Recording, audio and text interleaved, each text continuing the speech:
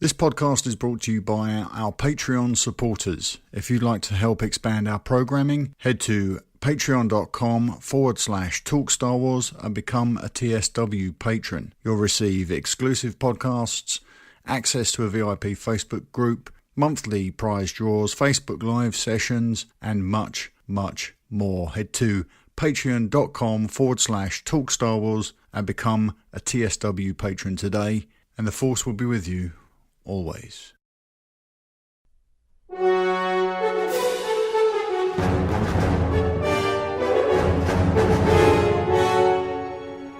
Welcome to TSW Comics, a monthly look between the covers of Marvel's Star Wars comic book series.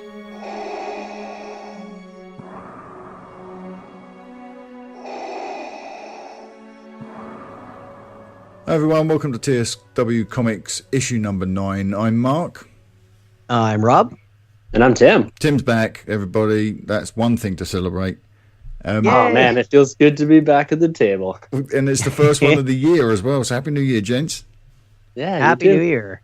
I think that enough time has passed now where you stop asking people how their Christmas is and New Year's were, and otherwise we'll be going on until like Easter, and then we'll be talking about that. So, everyone all right? Well, absolutely. Well, actually, I was going to mention I always start the show by saying, "And I'm Rob Cast," because I know there's another Rob on TSW anyway. Yeah. But I figured after a while, I'm like, wait a second, we have very different accents. I'm quite sure. I mean, when the Canadian hops on, that's Rob from Ontario. So yes.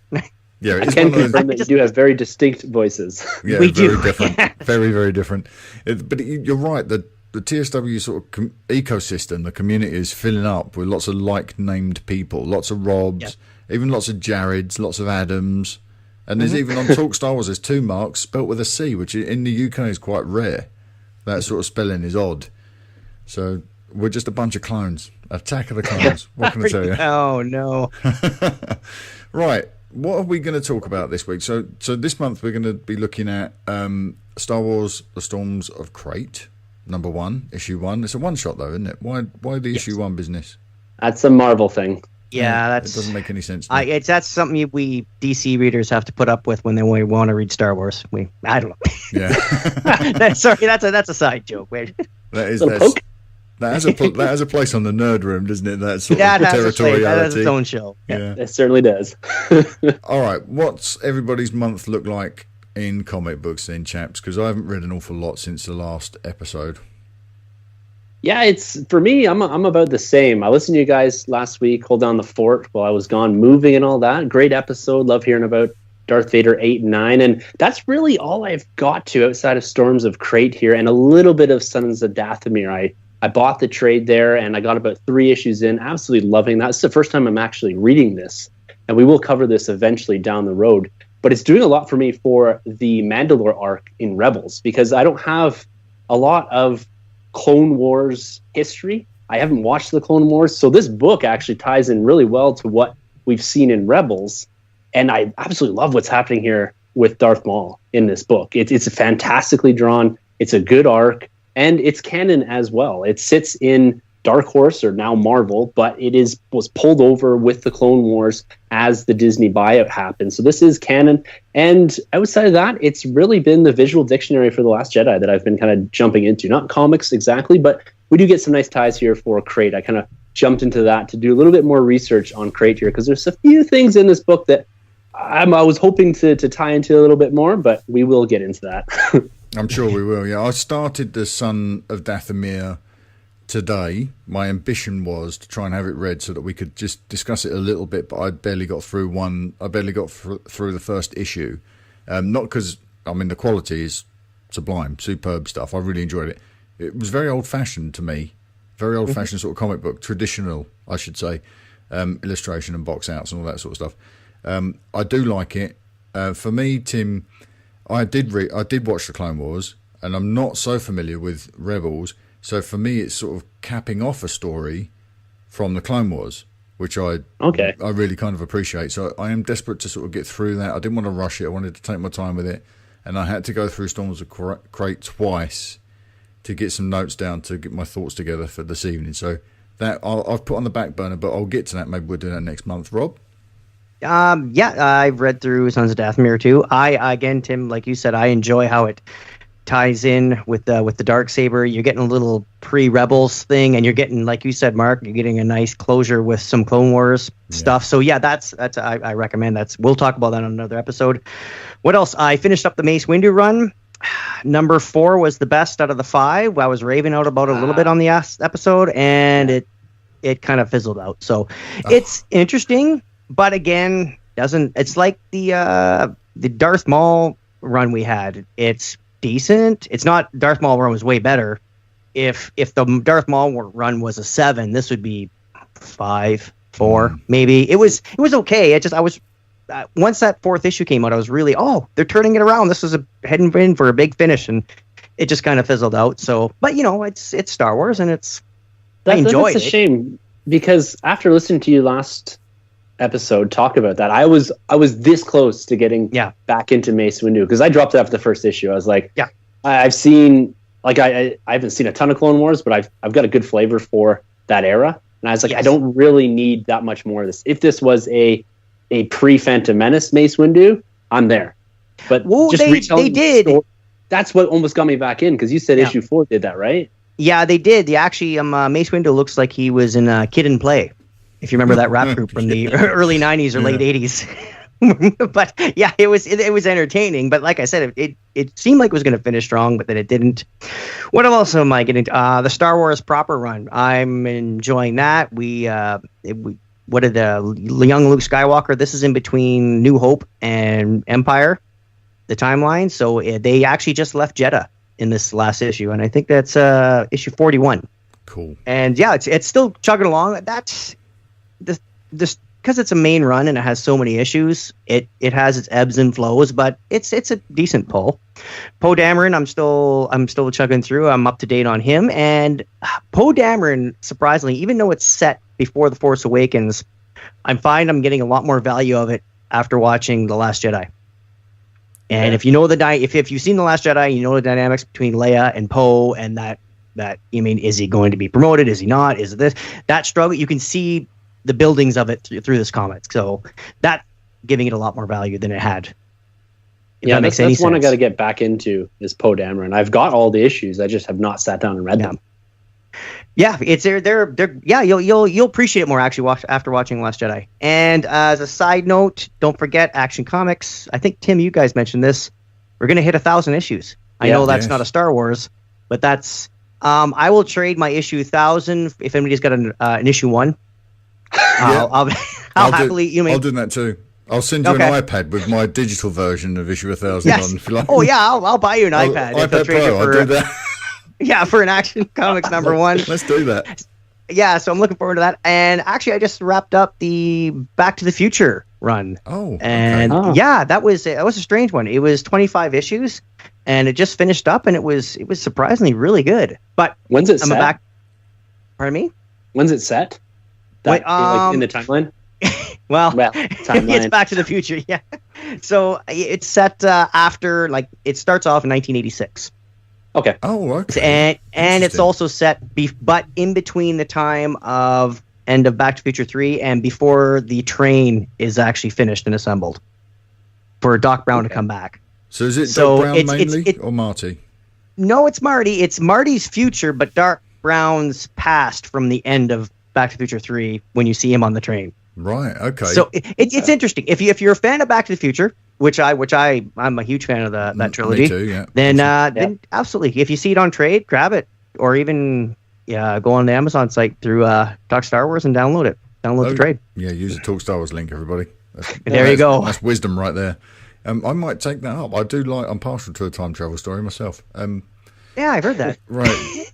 Good one I just read. Hindsight. Yeah. Oh, thank you, Tim, for throwing that out there. The DJ one shot, the follow-up issue to Storms of Crait, is that out yet?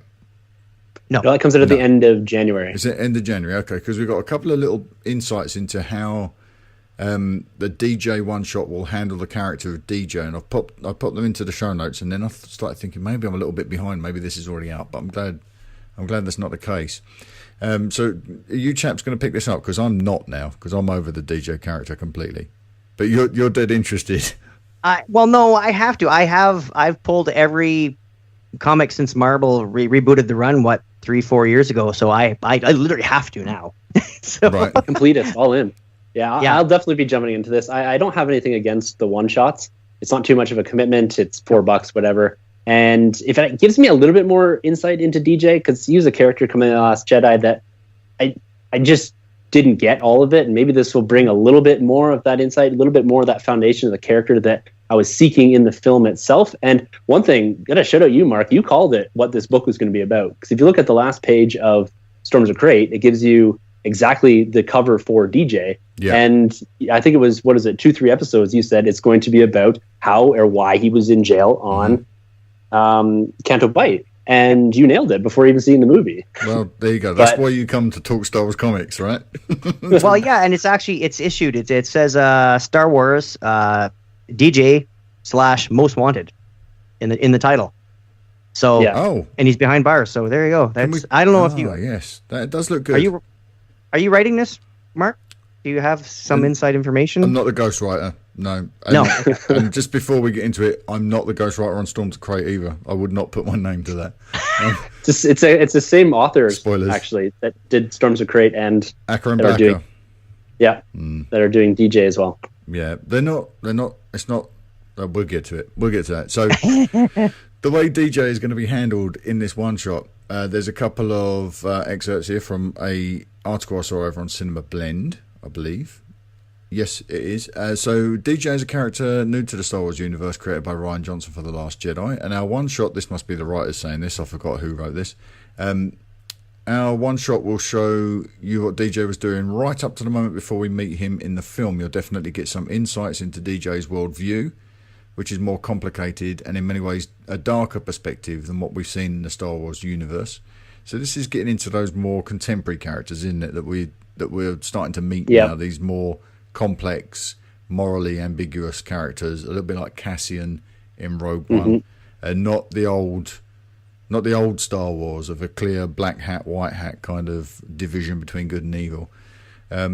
These guys continue. There was a lot of back and forth with Lucasfilm about both the setting and the character. The story takes place on a planet seen in the new movie with Canto Bight.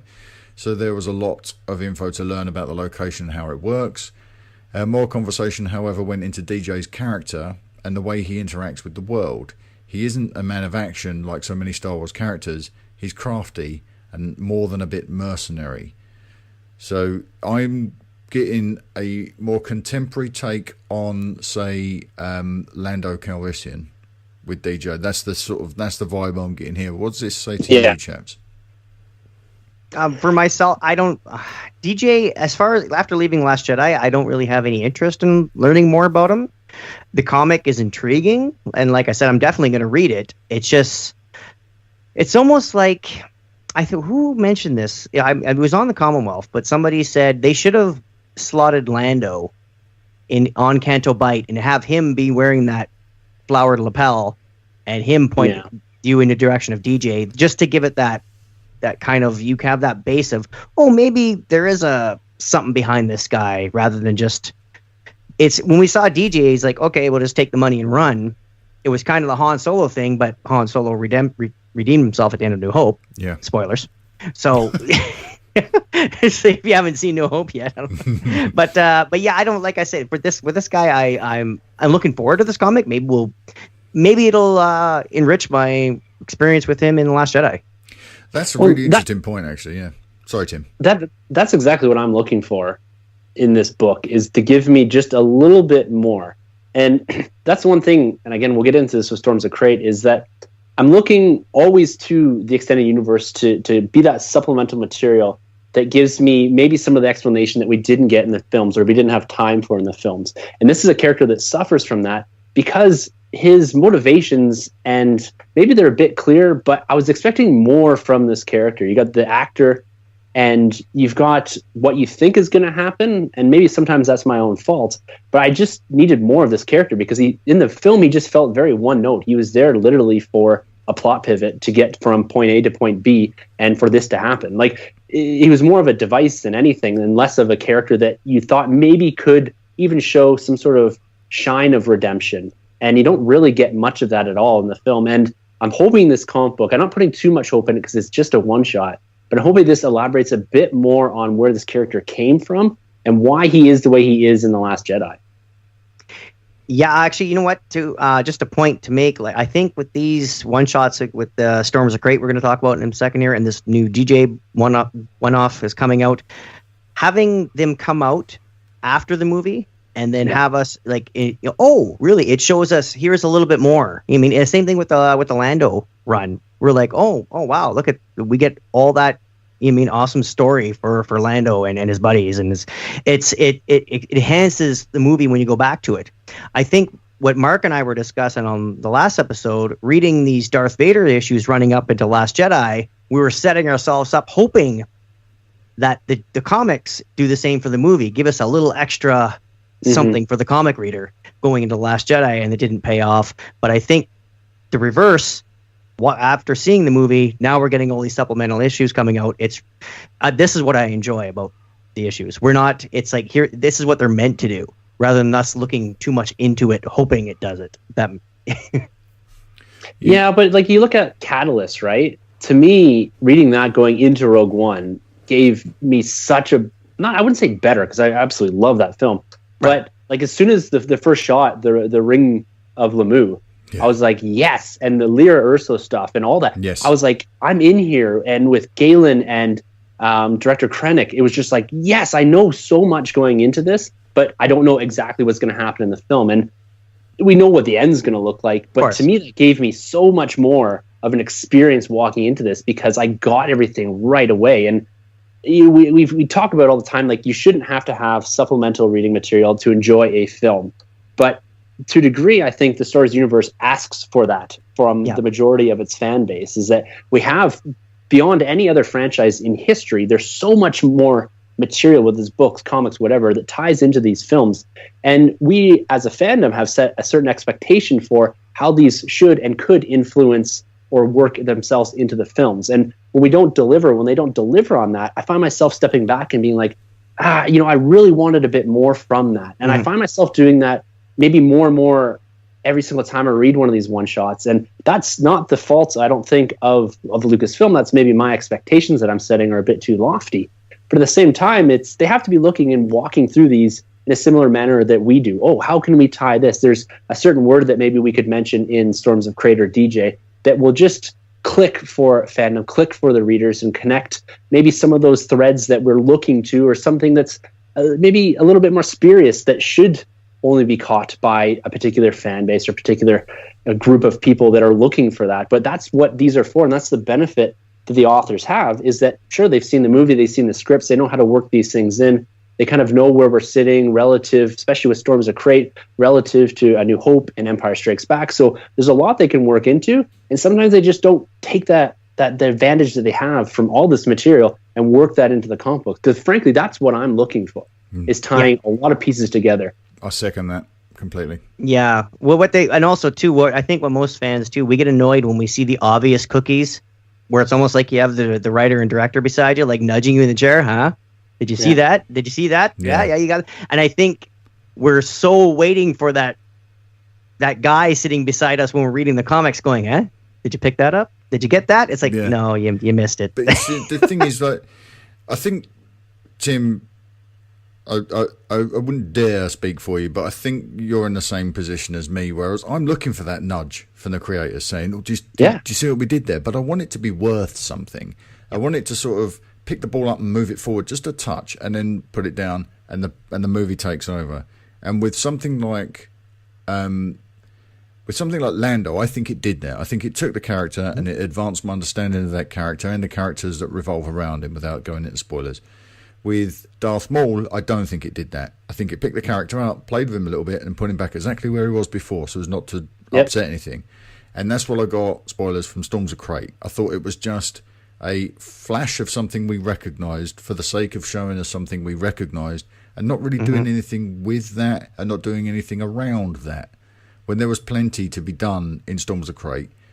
I worry now that, Tim, you made a great point that it's not Lucasfilm's fault, it's ours.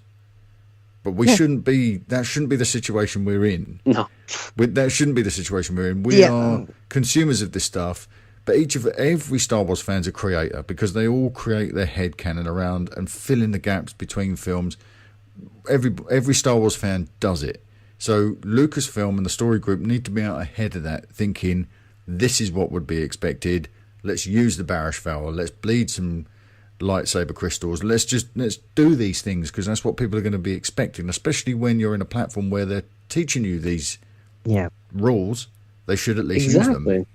Well, that's like we said. We've talked about Lando was fantastic. Yeah. Like you said, it moved the ball forward a little bit. We've Phasma, Han Solo, the Darth Maul didn't, Mace Windu didn't, Chewbacca didn't. I mean, the one-offs, like we had that 3PO one-off where we saw how he got his red arm. Well, okay. Well, at least it's something. Like even that the was one thing more. no one gave it. No one cared. Yes, exactly. The one thing no one cared about, they showed us. Oh, and it's funny too because one of the things that I try to compare it to is like if you look at the MCU, right? And there's no ask there for a huge amount of extended universe material. There's the films. There's the odd tie-in comic book that are usually just recreating the films in comic book form. But there's no ask. There's no one out there asking for a novelization of something to lead into Infinity War. But you look at how Lucasfilm has constructed the Star Wars universe over the last 40 years.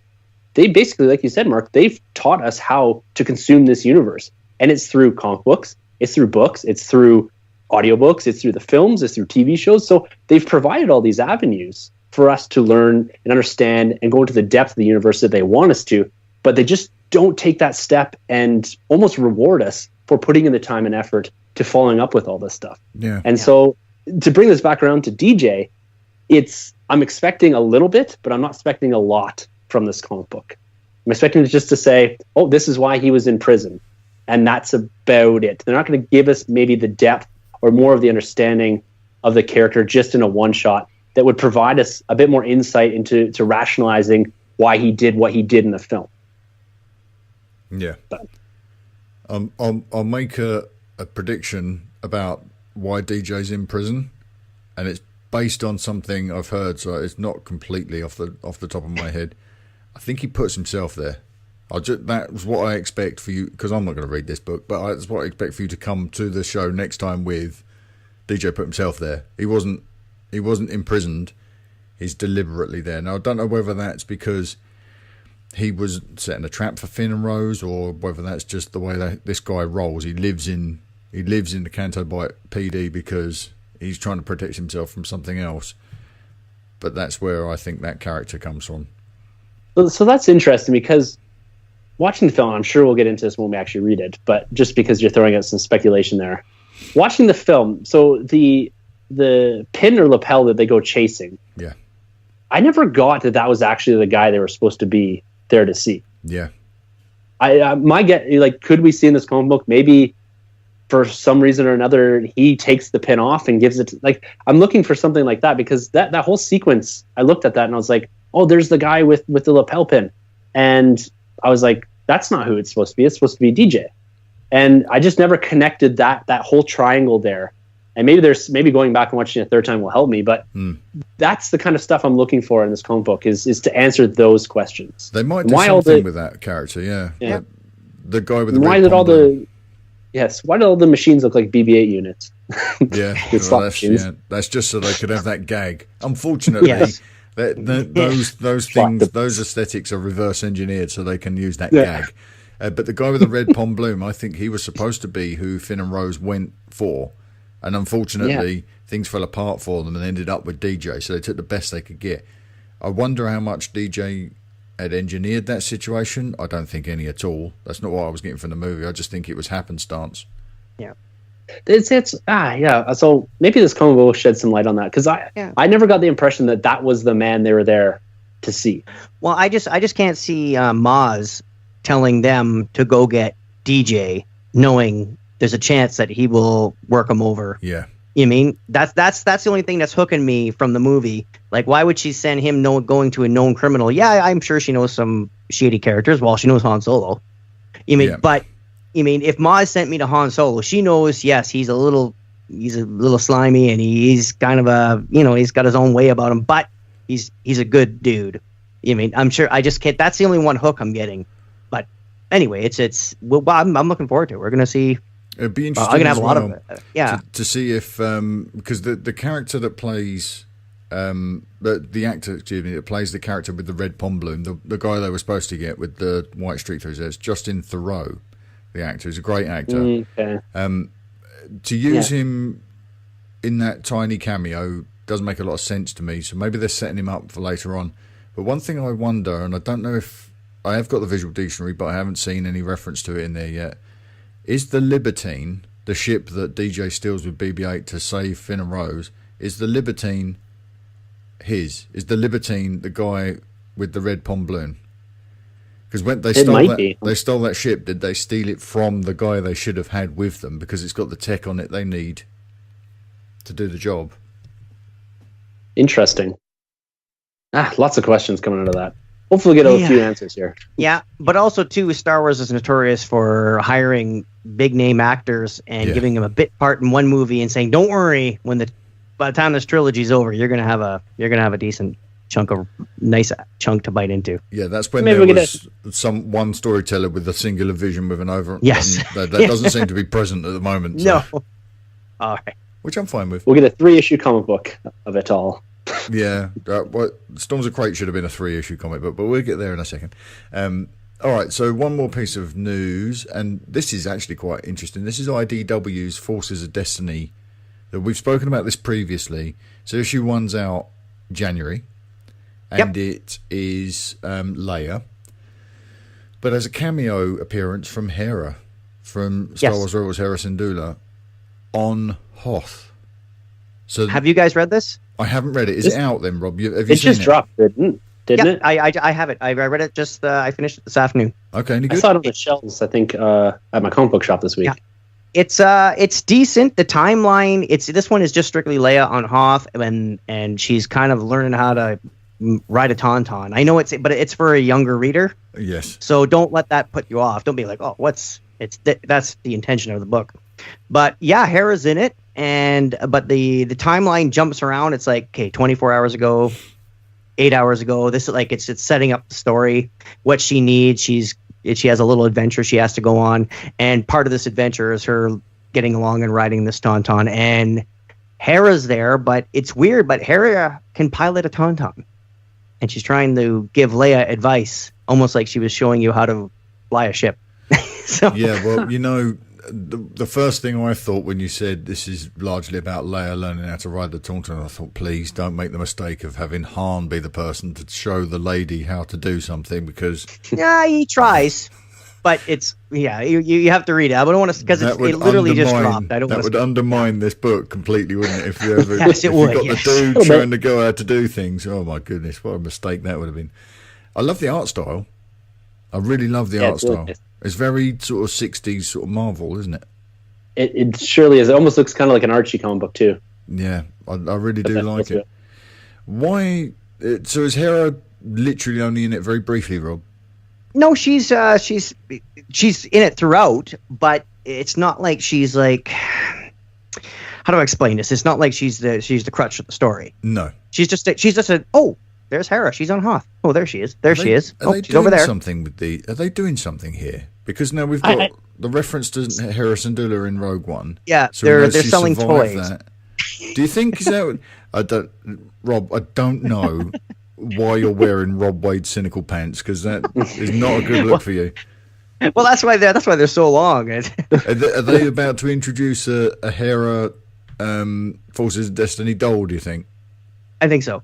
Oh. I think so. Yeah, she's in this. Right, she runs into our monster that Luke runs into in Empire. Wampa. The Wampa. Yeah. He makes a cameo in this, and Hera's actually has interactions with Han, but it's very jokey Empire Han, early in the movie Empire Han. Yeah.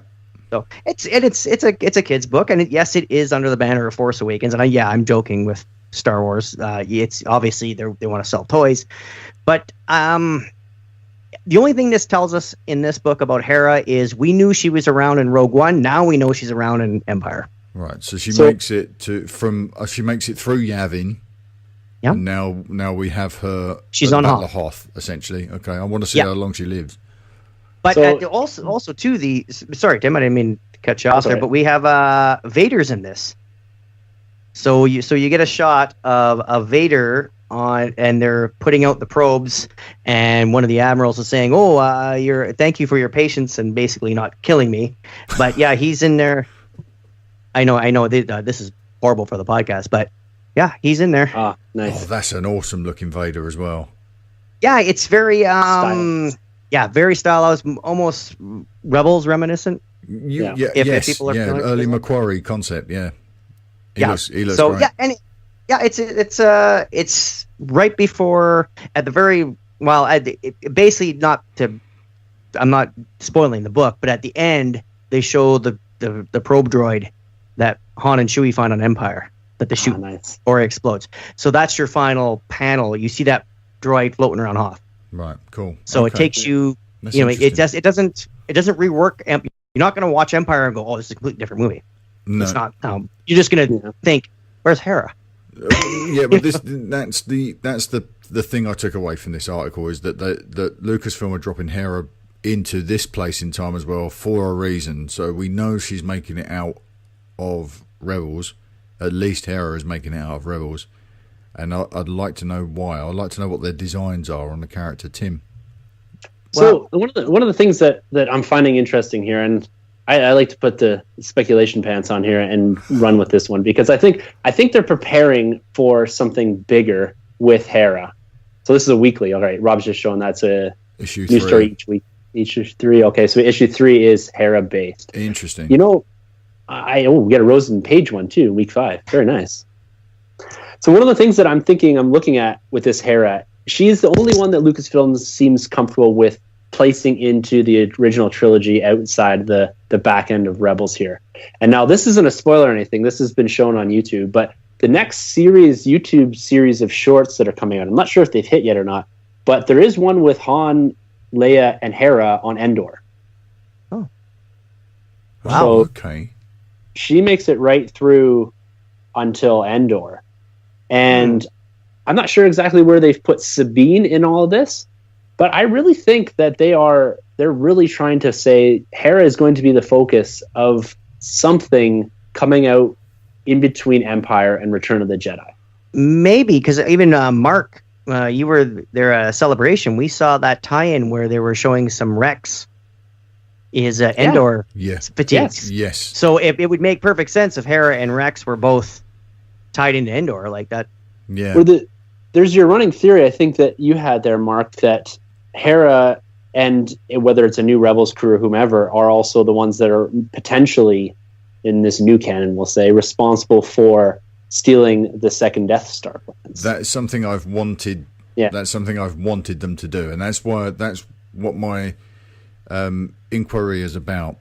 Are Lucasfilm placing Hera in time so they can say, yes, she's going to lead the assault to get the plans? It's been pointed out to me by a VIP that nobody gets the plans for Death Star 2 because it's a trap. But I think there was still an attempt, Minnie Bothans died in an attempted mission to do something. So I think it's the attempt to do something that Hera might be, and that attempt would be ultimately to get the information about the Death Star. So the Death Star 2. So it would be interesting for them to use Hera in that role, and I really think that would be a huge payoff for this character, and I would enjoy that very much. Yeah. It's one thing they haven't really covered at all, that, and maybe an extended universe material in a bit, but it's the construction of the second Death Star as well. Like, we spent some time in Rebels here teasing all of this, the construction of the original Death Star, and it has to be going on through Empire and well into Return of the Jedi, of course. It's partially there. And so it'd be interesting to kind of explore that end of it and what's going on between Empire and Jedi, and using a familiar character to bring in a new animated show. I think that's the way to do it. Because even if you look at the Thrawn trilogy, there's one of the Bothans, I can't remember his name exactly, but he becomes a big political figure because of their influence on the destruction of the second Death Star. So there's a whole piece of history there that they have to rewrite a bit because of the new canon, and maybe using a character like Hera and using seeds like Forces of Destiny to put her in the timeline, like you're saying, Mark, makes sense, because the next thing they're going to drop on us is, hey, look, Hera's on Hoth, Hera's on Endor, and here's what she's doing in between now. Yeah.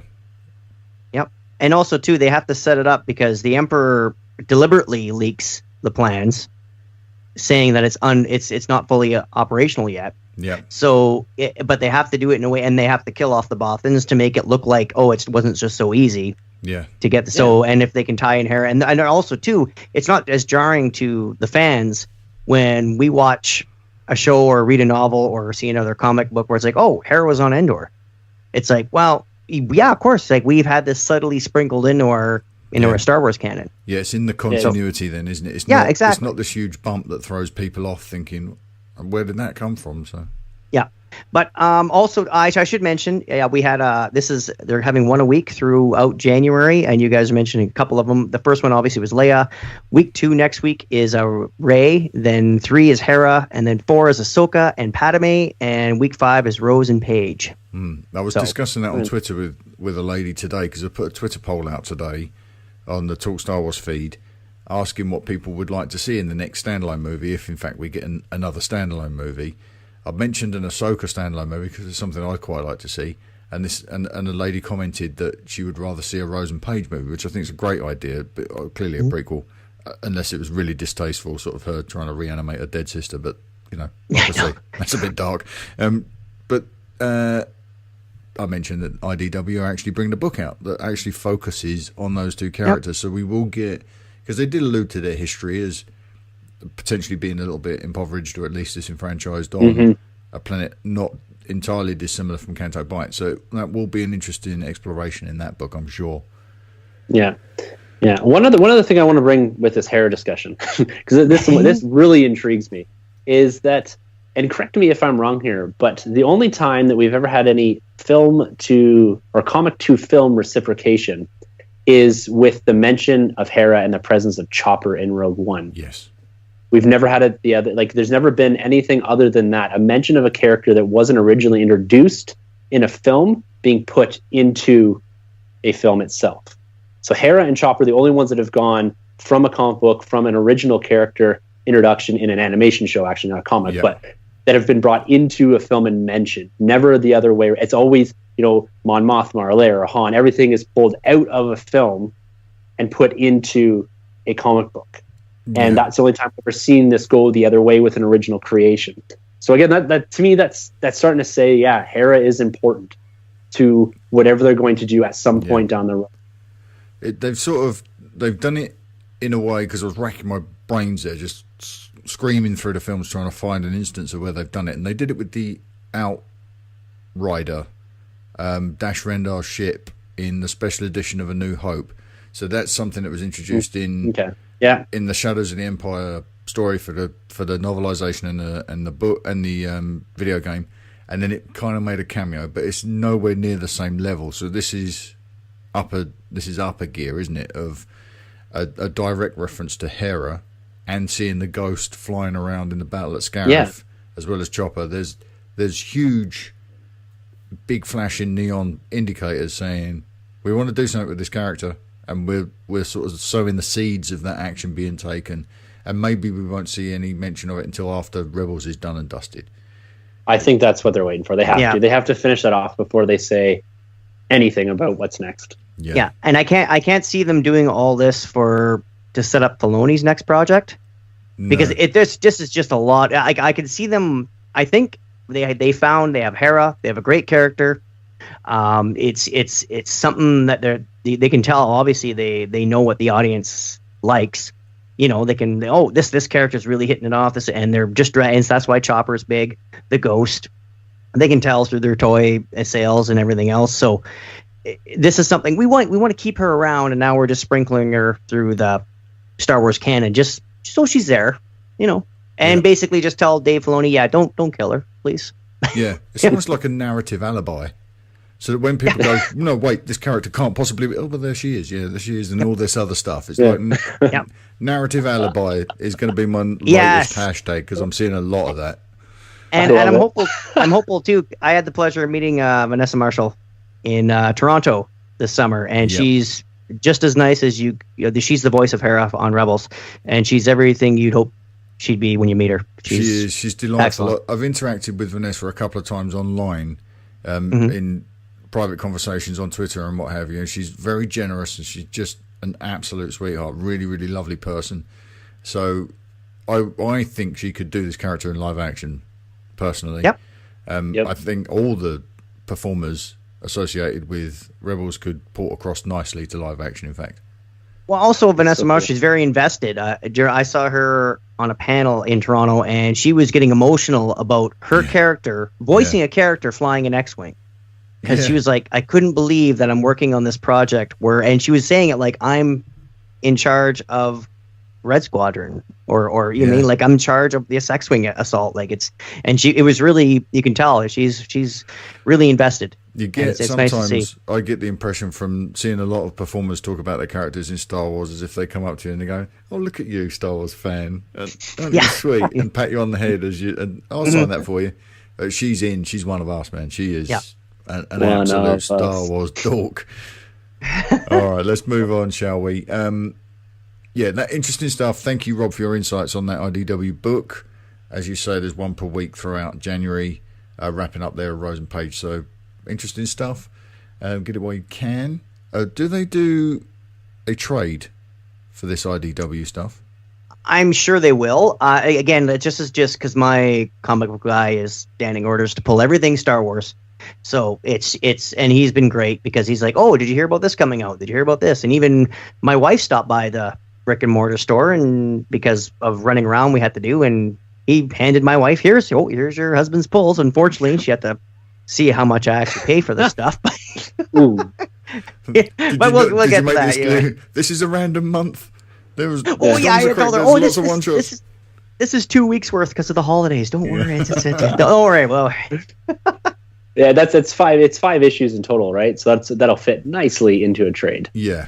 Oh yes, that might be the way to pick it up. That's how I picked up Lando, and that was worth every penny. That's the way I'm going to pick this up too, and it's something nice to pass on to my little one at some point. Yes, and then might be the gateway drug, Tim, as well.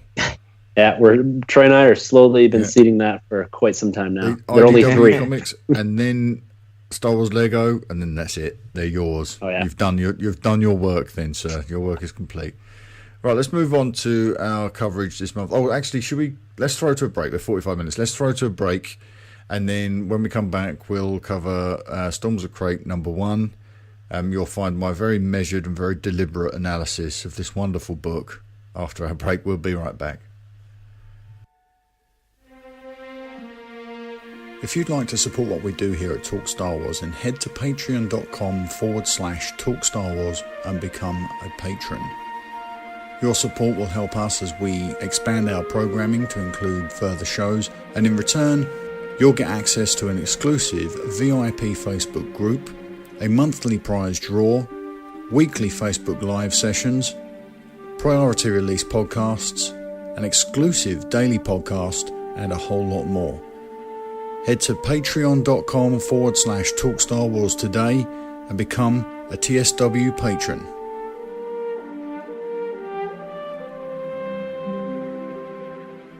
And we're back. Okay, let's get into our conversation about Storms of Crait #1. Gentlemen, how did you read this book? I'm the only one that reads it on iPad, so I don't know why I bother asking. You got the physical copies? Floppy all the way. Okay. Oh my. Because you read the books physically, you miss this one aspect of reading modern Star Wars comic books. When I purchase this and it downloads into my Marvel app on my iPad, I get to see every single page at once, sort of laid out. So I got to see the artwork, which is, nice. I think, leagues ahead of the cover art, which in itself is very, very good. But I saw the artwork for this thing and I thought, I cannot wait to read this. This is gorgeous. This is almost to Alex Ross levels of fine art, sort of beautifully delicate, oil paintings almost, aren't they? They're just, I know it's digital, but it's gorgeous work. So the biggest thing I think this book had going for it is the art. Did it do much for you, gents? Yeah, for me it was the Leia. At the beginning of the book, she had her hair in the buns, like from New Hope, and halfway through she changes into Hoth Leia. And I think as a young man, when I saw Empire, Hoth Leia really hits home for me. Because I think I know everybody looks at Leia in Jabba's palace. Yes, I know she's very scantily clad, but as far as just pure beauty radiating off the screen, it's Hoth. It's that look. It's what gets me. And this artist just nails it. It's awesome. It just absolutely, really, really does. The effort was definitely put into Leia. I got to say this is more her book than anyone else's, and that's from the narrative perspective as well as the art direction. For me, what did it was a lot of the splash pages and background, the landscape of this book. Not only do you go from the first 2 pages are almost some of my favorite that I've seen in a while. When you have being chased, the Millennium Falcon being chased by this huge armada of TIE fighters. It just looks brilliant. And then when we get on a Crait as well, the beauty of the landscape is there, how it was captured in Last Jedi, how it's projected into this book. That red pop is gorgeous. Yep. The only problem I have is they put so much effort into Leia. I find that Luke suffers a bit for that, because he doesn't really look like Luke Skywalker in this. And Han. Leia looks like true for Han too. It looks side is okay, but Han straight on, he looks a lot older than he probably. Yeah. It looks like New Hope Luke in Hoth fatigues. And it's jarring. It took me a while to figure it out, but I was like, oh, wait, that's what it is. That's the one character they had an opportunity to do this right with, because I think, and this is microscopic nits to pick, but you look at the way they beautifully illustrated Carrie in a New Hope era, and then they transition beautifully into Hoth era, Empire era, Carrie Fisher look, and then you get a beautiful illustration of Harrison Ford's Han Solo from A New Hope in that outfit, and then that transitions over awkwardly, I felt, into the Bespin jacket.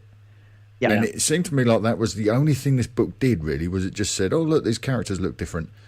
With Luke, they had an opportunity to have farm boy looking Luke in the yellow jacket at the end of A New Hope, and then transition into Crait. And why change that jacket in any way? And it almost are putting him in Bespin fatigue, but then all of Red Squadron were wearing almost like Bespin fatigues in this book, weren't they? But some effort was put in there to sort of transition the costumes and the character design. More effort was put into that than telling the story. Yeah, and maybe we just are male bias, because I know Mon Mothma looks fantastic too. Yeah, really, like really it's good. So that might be just three middle-aged guys looking at a beautiful woman. I don't think it's a bias, because even you look at Wedge, he doesn't look like Wedge. In one shot he does. In one shot, and when he's in like the corner of the panel, Luke's the focus of the panel, and Wedge is I think it is that thing with the worms. He looks a little bit like Dennis Lawson, but in the later shot, it doesn't look like Dennis Lawson, and it's not written like Wedge. It's written like a mentalist, and I don't know what they're going for. Yeah, he's standing over top of a guy with a piece of piece of shrapnel. What is that about? I've written a story recap, so before we get any deeper into it, I think it's probably a good idea that we give people an overview of what the story is about. So spoilers, if you hadn't read Storms of Crait, go read it, come back. You shouldn't be listening to this if you haven't read it anyway. So this is a rather spoiler-filled synopsis of this story. So when we join our heroes, they are on the run from Yavin 4 when they encounter the Empire. They agree to rendezvous very briefly on a planet called Baron Far, where Leia convinces Mon Mothma to allow her to check out Crait as a potential rebel base. Leia says her father's friend Trusk Burnato has recommended Crait as fit for the rebellion's needs. Mon Mothma approves the recon mission. Luke, Leia and Han lead a small rebel force to Crait, with some farming equipment, which includes those ski speeders that we are familiar with from The Last Jedi. And in true Star Wars fashion, it soon becomes clear that it's a trap, and Trask has betrayed the rebellion to the Empire and Scar Squadron in particular. They emerge and attack our heroes. Red Squadron face Scar Squadron, and Luke faces Sergeant Creel. As Leia faces down Trask and calls him out on his treachery, the rebels manage to escape Crait and head off in search of another base. Dun dun dun. What do we think? Which base? Yeah, which base could it possibly be? Not enough was done there, in my opinion, but let's jump into the end. So what are your initial thoughts on this story? I agree with the assessment here that it's kind of a bit all over the place. And as we talked about DJ, it doesn't seem to do as much as I was expecting it to do for Crait and tying into The Last Jedi. Because seemingly it's just trying to connect the thread in between the original trilogy and The Last Jedi, and also explain why they were able to, this plan that Leia and Holdo had was actually coming to fruition, because they knew where Crait was, they knew what was on there, and they knew they could get somewhere that had a defensive position. And they don't really jump into that aspect of the story here. It's kind of almost, I don't want to say a throwaway, but it's just an acknowledgement of the planet itself, which they do more effectively in Leia, Princess of Alderaan. They kind of give you a bit more insight there as to why and what significance this planet has for the Resistance as being an old rebellion base. But to me, the art direction is good. The story elements, it's fun. I like seeing Scar Squadron here battling Luke Skywalker, and I like seeing Leia just kind of a badass, and I kind of like that. But overall, there's some elements in here that just don't really do it for me. And I think it always comes back to this idea is that I was looking for a bit more. I was looking for a tie to Hoth. I was looking for a greater tie to The Last Jedi. And I just really didn't get that. It just felt like a story that they wanted to use the title of Crait, the planet title of Crait, and put these characters there to bring some relevance to the original trilogy and some connection point between that and The Last Jedi. But we just didn't get the bulk of the story that I think that they could have really capitalized on throughout this. Yeah, I agree with you, Tim. I think when I read this, it's the tie-in. Like, it's almost like it fell out of the Star Wars proper, like the main run. And exactly. When I saw Last Jedi, and it's not a bad book. There's lots of action.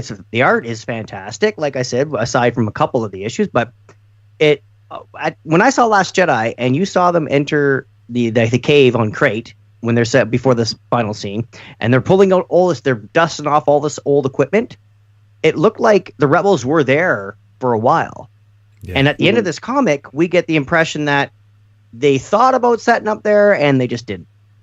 You mean? So it just, when you watch the movie and if you watch the movie again after reading this comic, you're like, wait a second, how come all that rebel equipment? Yeah, how come all that rebel equipment is there, and they're dusting it all off, and it looks like very 77 New Hope-ish. Yeah. You mean, to give it that feel. In the movie, it works great, but in this comic, it's like, well, they just got into negotiations, got betrayed, and took off. So maybe they revisit Crait later. I don't know. To bring a little bit more insight to that, so Leia, Princess of Alderaan, the book by Claudia Gray, does do a lot more for Crait and the rebellion and its connection to The Last Jedi than this comic book does. This comic book, to me, missed that step on connecting those pieces, because that's what you're expecting is, they establish a base here for, a year or so or a couple months, and then had to get lost. But there was a small, and they don't really mention it here, which is one of the other issues, is there was a small outpost rebellion base that was there 3 years before the Battle of Yavin. And Leia's actually, I believe, been on this planet before. So there was something there. And if you go into the visual dictionary as well for The Last Jedi and look up Crait, there's a small blurb there about what this used to be. So there's some of that technology left behind. They give a little bit more insight as to why that giant door is there. And some of it's because the miners had that giant door to protect themselves from the storms of Crait that really isn't focused on too much in here. And when you look at what happens within the panels here with regards to the storm part of it, to me, they look like rebel soldiers, just their helmets and that. Yeah. If you look at the way they're designed. So it teases it a little, but it doesn't really flush out anything with regards to why the rebellion was here, what is its relevance towards the resistance in The Last Jedi, which is what this book should have been doing. Yeah. It almost makes me feel like I haven't thought this statement through, so forgive me if it doesn't make any sense, but it's almost as if Ryan should have replaced Crait with Dantooine in The Last Jedi. Yes. Because that would have tied backwards, and then they could have told another story in a comic book. If we'd have sent the rebels, the resistance / rebels in Last Jedi, if we'd sent them to Dantooine, then we've already heard dialogue in a movie saying, "Oh, it's been abandoned for some time." You didn't need to create a new book. You didn't need to create a new world. And then this book, it does feel to me like it's just saying, "Oh, Crait, we want to tell a story where they go and find a rebel base, so let's make it Crait." But like you say, Rob, there's a huge disconnect. I thought this book was wildly unbalanced as a one shot, and probably it could have worked better as a limited run. Even if it was just a 3-part story, 3 acts, you could have set up some of the bits that they skim over here. Could have explored some of the, if you wanted to sow seeds of a Last Jedi tie-in, you could have spent one chapter of your story, one episode, one volume of this book, exploring some of that stuff, like Luke trenching with the ski speeders, or exploring it some way. Tim, you mentioned they don't really touch on the storms of Crait more than maybe one throwaway panel where we see that this environment is harsh, and so we know that they don't have any objection to using harsh environments because Hoth is pretty harsh.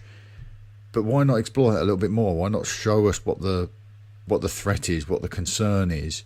Because when Luke arrives back to Han and Leia, he sort of says, this is dangerous. There are odds, aren't there? He's saying, well, this storm is deadly, and they think that he's talking about the betrayal.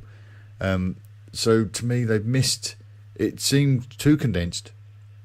I've heard a lot of complaints about Star Wars comic books being drawn out and taking too long to tell their story. Well, this was too condensed, and I think it really harmed this thing. And what did I put here? I've put, where did the Saturday morning cartoon version of Wedge come from? I had a massive issue with the way that Wedge was portrayed in this book. And also, Luke monologuing throughout his confrontation with Sergeant Creel. It didn't feel like a guy that was having his first, or is this his first, confrontation with somebody using a lightsaber. If it's right off the back of them bugging out from Yavin, this might be the first time we've ever seen Luke confront somebody lightsaber to lightsaber. Why is he having a little chat and telling this guy's story? I don't get it. I don't get it. And also that little 3-panel, 3 different looks that Luke gave. It was Leia kisses him on the cheek, and then they do 3 boom, boom, boom right in the corner of the page where it's like Luke is doing that. Oh, geez, oh gosh, and it's just what? Like it just. Anyway, it's.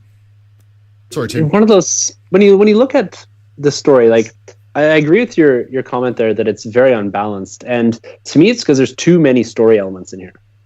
To me they should have went with a Leia focused story, maybe just with Luke as the cover art suggests, and that way you start to see a bit more relationship develop with the two of them, and that way you give her time to elaborate on and pull in Princess of Alderaan and pull in eventually what we know from The Last Jedi. So make those and tie those threads together with Leia, because that's the key to it all for this book.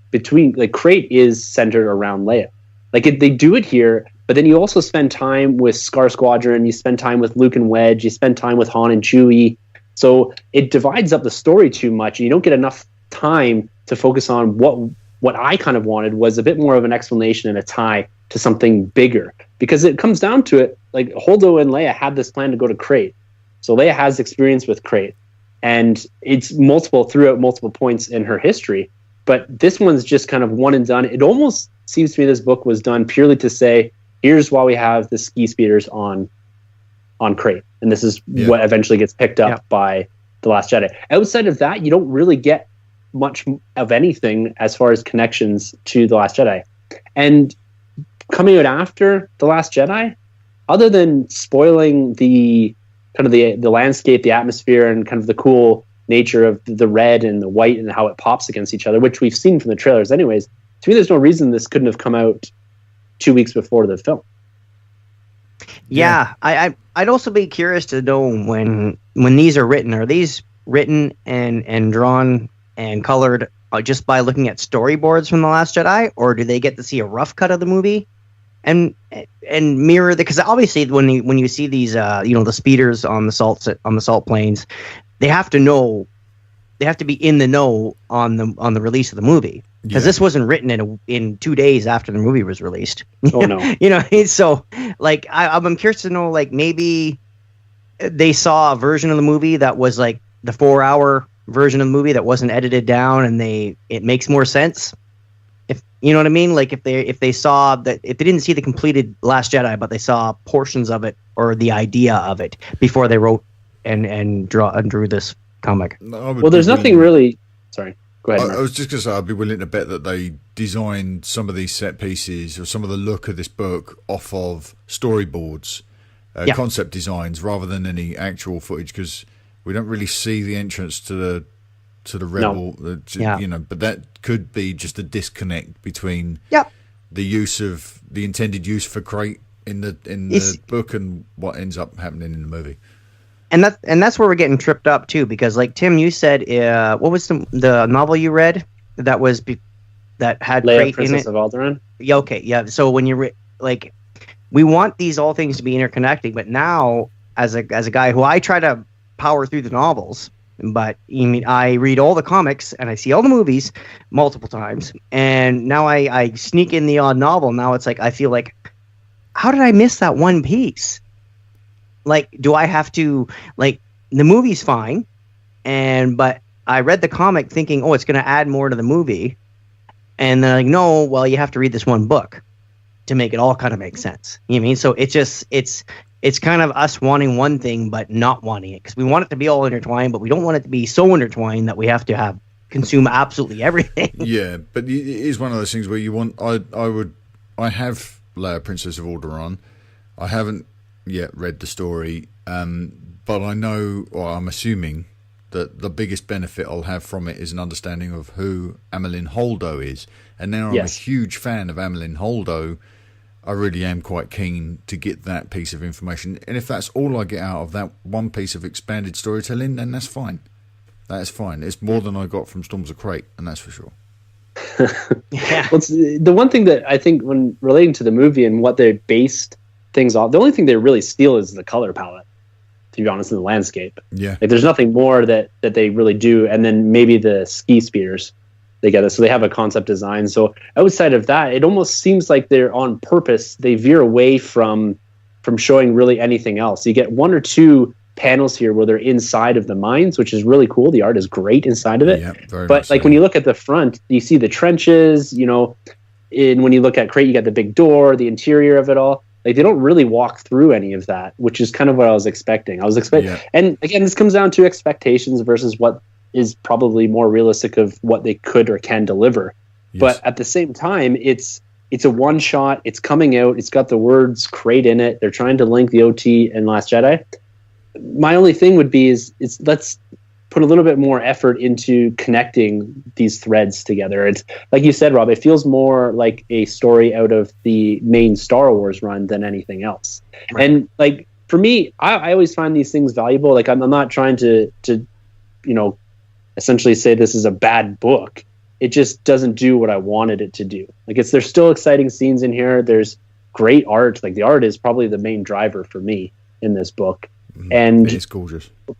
Overall, like, there's elements and things they could have done better in here, but I'm not sure the type of handcuffs they have when they're writing these things. If they're given, this is the only thing you can do. You have to put in the red and you have to put in the ski speeders. That's all you're allowed to do. Yeah. That might you might have hit on something there, and that falls squarely into my new hashtag of narrative alibi. It's like saying, please say Crait was tied to the OT, because then when people watch this film go, what's Crait? And then they say, no, it exists. Look, there's proof. Yeah. And it's nothing more than that, really. It's a narrative alibi. But like you say, they're pulling their punches because maybe they don't want to reveal too much. Or Rob, you alluded to the fact that this may have been in production for some time. So maybe they started to put this together before Last Jedi was really locked down, so they didn't know how things were going to change. So there is a disconnect here. It's, I think, a bit of a shame and a bit of a wasted opportunity again, which seems to be a familiar sin for Star Wars comic books. Even in terms of storytelling, there's just not enough here. The art is the only thing to buy this for, and even some of that, there are problems. Who designed Trusk? Because that thing is awful. That character design is literally dreadful. Looks like something in the Guardians of the Galaxy, kind of like a throwaway. Yeah, it really does. It looked like something that kind of dripped off Guardians of the Galaxy and landed on Star Wars. It's not good character design. I completely agree with you, Mark. And just to conclude this, I would say if you're looking for something to add more to your Star Wars, the IDW Forces of Destiny Leia beats this one twofold easily. Yeah. I mean, so if that says anything, I like, just for the art alone, I would say this book would be like a 4, but because of the look of Leia, I'd give this a 5 out of 10. Yeah, I'm giving it a 5 out of 10 as well. Yep. But that was me being generous. It's a beautiful book, one of the best I've seen yet, but terrible writing. Definitely worth the buy, because when you have it and when you're looking, it's hard to. It's almost like there's nothing wrong with it, but there's a lot wrong with it, like narratively. Like, so it's a beautiful comic, but it's not. Yeah, and I think I'll land on a 5 as well. Not because I think it fully deserves it, but because to me a 4 means that there's more negative aspects than there are positive. And maybe listening to this, maybe I do feel that way, but at the end of the day, I think the art, the landscaping for me is what really does it, and Leia. Outside of that, I do struggle with some characterization. Wedge, I didn't really like him kind of almost going maniac mode there, and what looked to be killing. There's a drop line that they all kind of ran away, no one got killed. But let's be honest, he killed that guy. Yeah. But the only other thing that I struggled with a bit here is like you guys brought up, they made the effort to switch attire from Yavin to Hoth. And again, this comes to my expectations again, so this is directly the fault of the writers, but why not mention Hoth? Why not have it as one of the planets that Mon Mothma lists off at the start, or something they say at the end with Mon Mothma when she's on the holo projector in the Millennium Falcon, just say, well, why don't you go check out Hoth next? Yep, that's what I was looking for, because it does so much with so little. You're able to connect between Yavin and Empire Strikes Back, and then you're able to connect between that time period and The Last Jedi. You make this feel very cohesive with a small drop line. Yep. I think the only thing stopping that is the Star Wars main run, the proper run, because then you're handcuffing yourself. Like, then they can't, if they wanted to, they can't squeeze in separate bases in between Crait and Hoth. And they're just looking forward to storytelling in general, like future storytelling. Well, they are just a list. Like, you look at the list that they provided us in Darth Vader of all the remaining Jedi. Oh, yes, that was. We're going to tell stories for later, right? Even in Airbash, just throw up a whole list and we'll translate it. And Hoth's on there. This is great. Here's just a computer screen on Airbash that has all of the planet names that they're looking at, and have one on the middle one be Hoth. Yeah. And I would have that would have bumped this up into a proper 5. If you wanted to really do a major tease, instead of that horrible patronizing line that they gave Leia in that final panel with Luke, just have one of the characters say Hoth it is then, and then have the other character say, not yet, I've got another idea. Leave it hanging. And then you've got all the room in the world. That is guilty of the sin of picking up the ball and putting it back where you found it.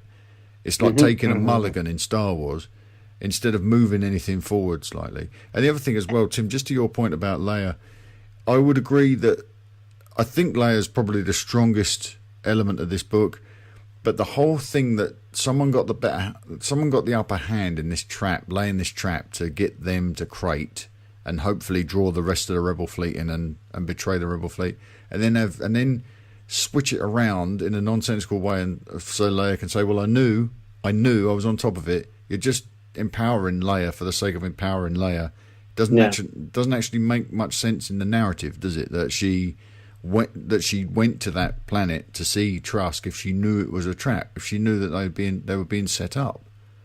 Yeah. What it does is it gives her power in that situation, but not in a way that she's earned it. It doesn't seem very smart. Yeah, and like the whole thing with him constantly referring to Bale too as well. The betrayal came from the wrong character. Like you have a nice connection between Trask and Leia through Bale.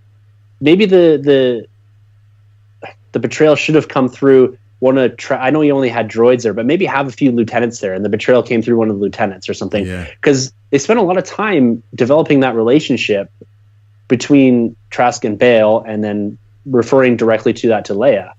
And you don't really need any of that if you're just going to have a straight up betrayal of this character. I know they're trying to develop a relationship between the two of them. Prefer to have it just be kind of a one and done, and not have him coming back being like, "Oh, I'm sorry, your dad trusted me." Like, it just seems like there's a whole bunch of elements there that they're trying to just jam into this. And like you said, maybe it's better to spread it out. And they're just trying to reference Bale, reference this, reference the attire of Hoth. And it was just too much. And it kind of, the narrative suffers for it because you're just all over the place. To be honest with you, I like seeing Luke Skywalker, but the stuff in here, you didn't really need him kind of moping about saying, "Oh, this is just like on Tatooine. I used to do this when I was on Moisture." Like, that's fine but it just, to me, it just didn't suit the story. Like, there was too many elements at play here. All the characters, that whole thing he did with, "Oh, well, where I come from, you don't want to meet us in a dark alley." No, not true, Luke. Not true. You're a giant girl on Tatooine. Leaving there made you the man you are. I would meet you in a dark alley, and I would take your power converters. Yep. Absolutely. The only one good thing they do tie in from Crait to this comic to The Last Jedi is the Han, when he gets injured, he has some bandages on, but he is topless. So now you see how Kylo gets the topless. It's a solo thing. I would have preferred Leia, but I'm not going to split hairs. I'll take what I can. My last question here, and then I'll leave this book alone forever, is one of the important pieces, visual pieces in The Last Jedi, when Kylo is battling Luke, is a lack of footprints by Luke. Yes. And no one has footprints on the surface of Crait throughout this whole book. Now, from a pure illustration perspective, that is probably very difficult to do. Yeah. And maybe you just have people pivoting a lot so that you don't have to do that. But that I noticed that because that was such an important visual cue in The Last Jedi that when they walk around in here, no one leaves footprints. You only have it from the ski speeders, the red dust coming up. Yeah. And that's a good catch. I just, like, even in some of these panels when the storm does start and you get this very dark design, if they had the pops of red around where people are on the ground and you have footprints in that, it would just, to me, elevate the art even more in these dark scenes when Wedge is doing his whole crazy man thing here in the rain. If there was a few more red pops around the bodies, around the footprints and all that. And the only reason I picked that out is because that was a design choice specific. And now that might have come after this was actually produced, but that was something that Rian Johnson specifically did in that film to show visually that Luke wasn't there. Now, I didn't catch that in my first viewing. No. That was something someone told later. But when I went back, that was something I looked for. And not having it in this book, again, took that, or made me step back a little bit more from it. So are we suggesting they're all Force Phantoms on Crait in this comic book, and none of them were actually there? No. Are we suggesting it's all a dream? Is there a way that I can buy myself out of this comic book? Yeah. There you go. There it is. Yeah, that'll do. I don't think I might look at this again, but I can't imagine I'll read it again because it's not that Again, this is probably the Star Wars, being such huge Star Wars fans. It's Storms of Crait. I can't wait. Oh, they're gonna have they're gonna have the Darth Maul or the Phasma run. I can't wait. Or the Screaming Citadel, the Afra Star Wars crossover. I can't wait. And then being let down, and then we get like Forces of Destiny Leia. It's like, oh wow, that's entertaining. I mean, when you're, I think it might be us. It's actually, it might be us. Yeah, I think some of it is now. Some of it is expectations, but I do have issues with the way this book story is structured, and it's not just about the story they're telling me; it's the way they've chosen to tell it. They probably could have done with this being told over a longer, over more issues, so a longer space of time for us to consume it. They probably could have done with that. It would have done this book a lot of favours. It's not necessarily the story I'm being told, but in this instance, it's the way it's being told, and I thought it was subpar in my opinion, and it's such a shame because in terms of its overall look, fantastic. Just the story being told was kind of weak. Well, and again, maybe being written later on in production when the writers saw the movie a couple times, and you wouldn't be able to get the momentum of The Last Jedi when you release it, but it would do a lot for the story. But it's one but then book. Again, it's probably this isn't gonna do much to their bottom line. It's one book. Release it next Christmas when you've got all the time to hone it, and then it's a callback to, it is this entire episode is gonna. I might even call this episode Narrative Alibi, but it's being sponsored by my new hashtag. This is literally just a way to plop a new element of Star Wars back in time in the OT, and it's not being earned in any way. If they'd have done it, taken their time with it, developed it, and found a clever way to do it, like they did with Lando and what they did there with retroactive continuity, that stuff's fantastic. This just feels, like I say, a narrative alibi. Dropping this stuff in to make it look like it has always been there. Yeah. What a shame. Hashtag narrative alibi. Indeed. Right, let's get so we got a couple of bits of listener feedback from last month's episode on YouTube, just some comments on the YouTube version of the show, and I thought I would just share it with everybody because these are some real hardcore supporters of Talk Star Wars, and Vesuvi is a bit of a celebrity because Vesuvi got a question on the Star Wars show asked to the cast and crew. I saw that of The Last Jedi, so we are very much big fans of Vesuvi. Now, she calls back to the last episode where apparently I mentioned scented lightsabers for the lady characters in Star Wars. I'd totally forgotten that I'd even said that. That's what it's in there. Sometimes it's in there. Yeah, I'm gonna have to go back and re-listen. She also says many thanks to you, to Mark and Rob, Tim, because you sent that episode out, didn't you? Because you were moving.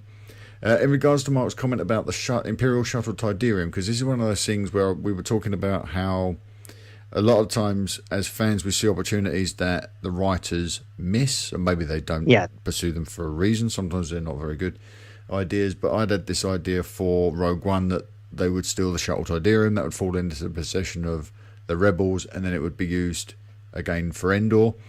And Vesuvi says, indeed, it would have been nice to have seen the Shuttle Tiderium in Rogue One. However, since that took place several years before Return of the Jedi, Rogue One took place several years before Return of the Jedi, in my opinion, the Empire would have categorised that vessel as stolen after a few days or weeks at most. So I'm thinking the Tiderium was stolen just before the Battle of Endor. And I'm going to say, yes, I think you're probably right. And Hera did it. So I'm going to replace one ridiculous theory with another. Vesuvi's point is really well made here. Something I overlooked. The Empire aren't that ridiculously cartoonish that they would let a ship disappear for weeks and for years and then not blink an eye when it pops up. And that reference, Piet's reference to the outdated security code, was always the foundation of my desire to see this appear in Rogue One. But I like the idea that it's stolen just before the Battle of Endor. Maybe that's how Hera gets away. Fantastic. Yeah, I can't wait to see that in animation form. Wouldn't that be wonderful? Can't wait. Ryan Bullock is another person who supports us greatly over on YouTube. He says, "Great episode, boys. These comics are so good. If we got to see the books the books in the Force Tree in The Last Jedi come from the Vader comic, it would have put it all together nicely, like you suggested, Mark. Well, we suggested this together, didn't we, over the last few episodes? Dr. Aphra, the latest issue, number 15, is so damn good and a bit sexy. Laugh out loud. I cannot wait to see where the Vader comic ends up going, especially with that lightsaber shotgun. We need to find out the origins of that thing and how it came, how come it wasn't used in the Clone Wars." And then Ryan left another comment afterwards. I wonder sometimes if people write the comments as they're listening. So yes, I think so. They're extra thoughts later on. So Ryan says, the Son of Dathomir is a Dark Horse comic book run, but it's canon. It's a continuation of the Clone Wars, as we were talking about earlier. So Ryan, we are going to cover this in a later episode when we've all had a chance to consume the whole trade, and then make some notes and come back and break it down like we have done. Storms of Crait. Hopefully that will be a slightly more positive conversation than this one has been. Yeah. But yeah, Tim, because we missed chatting to you last month about the Vader comic, what do you make of that whole thing with... Obviously, they haven't tackled the books. We haven't seen anything. It doesn't look like they're going anywhere near that. This is definitely about Jocasta getting the list of names from the Jedi Temple. But what do you make of that lightsaber canon? It was interesting. it was something that, I don't know, I think visually sometimes in the comic books you need something like this. Yeah. And overall, like, does it fit exactly what I was thinking for this comic book? Probably not. But I'll take it in stride. These are the type of things that maybe they have a bit more of that freedom of interpretation on things in Star Wars within the comic books. You know, I know we sometimes put the kind of the boots to some of these things, but at the same time, it's fun to see different elements explored. It's something, it fits more the Clone Wars or Rebels type thing, but at the end of the day, it's Star Wars, and I love seeing different things. And, you know, we got 40 years of storytelling here, and them trying to do something different with each and every book is going to start to get difficult. So reinvention of something, sure, why not? Yeah. It's like a helicopter spinning sabers, which I didn't like, and that in turn made me not like the Inquisitors. But this book has made me love the Inquisitors. So there you go. Yeah, you're right. The Inquisitorius in the book is a fascinating concept, and then literally putting them in a cartoon makes them more cartoony. I guess that's you kind of give them a free pass on that. But what they've done with them in the book so far, I like it, and I like them as a foil to Vader as well. It makes Vader seem much more frightening because he's up against these characters who are clearly individually quite powerful, but when you see them juxtaposed against Vader and his power, that's terrifying. It's like a bigger shark in Jaws. And him chopping them up and all that. Mercilessly. It's great stuff.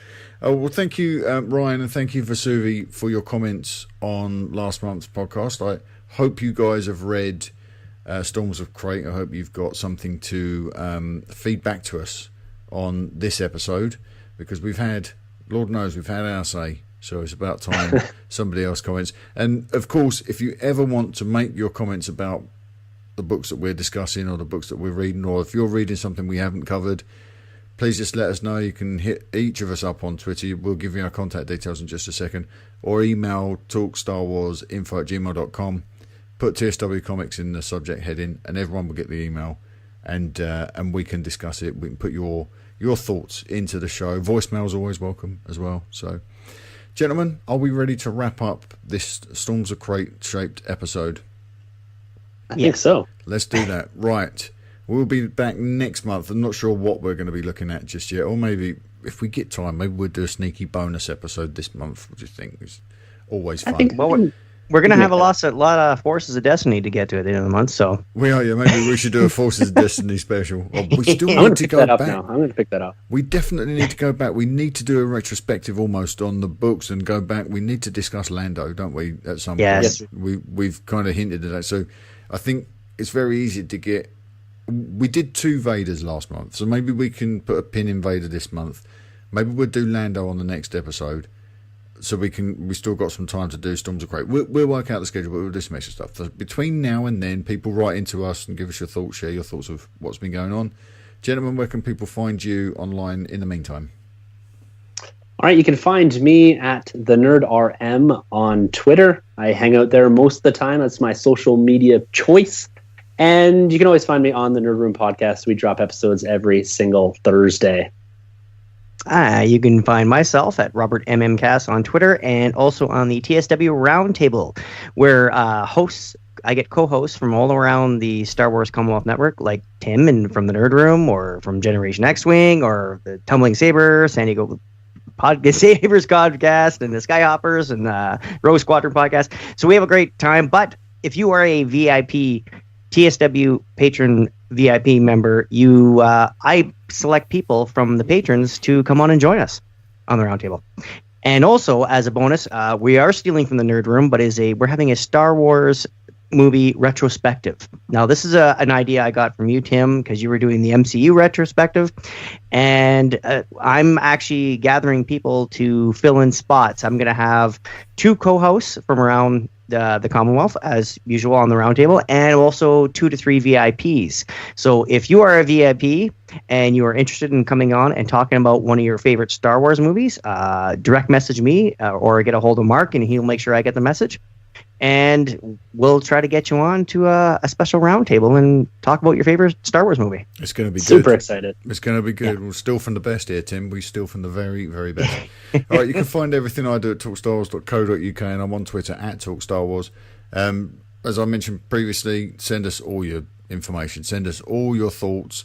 If you want to get involved in some of these retrospectives that we're doing, then head over to patreon.com/TalkStars, become a patron. We've added some extra perks here as well. I mentioned them on the main show this week. But yeah, we're going to start doing premium giveaways. Every time we hit 100 patrons, we're going to give away something big. Probably a games console or a high-end Lego construction kit, something like that. So exciting. We're going to really sort of lean into this one, I think, because the Talk Star Wars VIP community is too good to be as small as it is. It's small, and there's a lot of close relationships in there, but we need to add to it. We need to bring more people into this thing because it's so much fun. It's so rewarding, and so I'm trying to make it as tantalising as possible. So every 100, we'll do a big giveaway. Sorry, Rob. Yeah, have we had a confirmation on the dream date with Carlos Candido? I'm winning every one.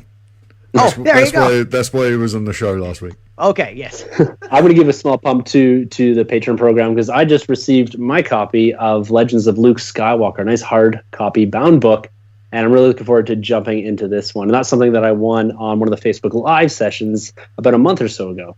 So It's exciting. It's like, and you're seeing a lot of people come away with things. And one of the things that always comes up on Tumbling Saber that was won through the VIP program was the Luke Skywalker X-Wing. Yeah, the 40th anniversary X-Wing Luke, carded like the old vintage style. Yeah, Rob cast. When we were at Celebration, Rob picked up an extra figure and donated it to the drawer. At the time, we just thought, oh, that's a nice action figure. We didn't realise how important that thing was going to turn out to be. And it's literally pitting brother against brother over on Tumbling Saber. We're getting a lot of miles out of that X-Wing Luke, that's for sure. We are indeed. Yeah, we'll be giving some exciting stuff. I've sort of hinted that we're going to give away some Star Wars collectibles, so who knows what form that might take at some point in the future. I can tell you what form it won't take, and that won't be my X-Wing Luke. Sorry, Rob. No. Actually, I should make one more thing. I confirmed all my details today. I know it's a ways away, but I will be on the floor at San Diego Comic-Con this July. So if any listeners from, I guess, all over the globe, because it's a huge event, if they want to hit me up, I will be there. But I just got all the confirmation details today, so I'll talk about more about that in June, I'm sure, but it's exciting. Awesome stuff. All right.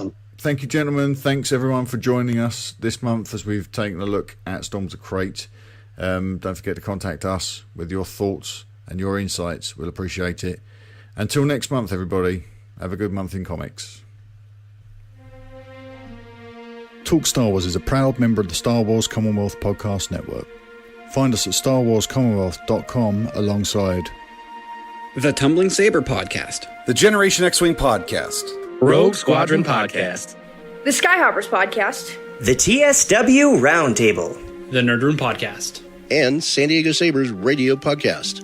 Head to StarWarsCommonwealth.com and take your first steps into a larger world.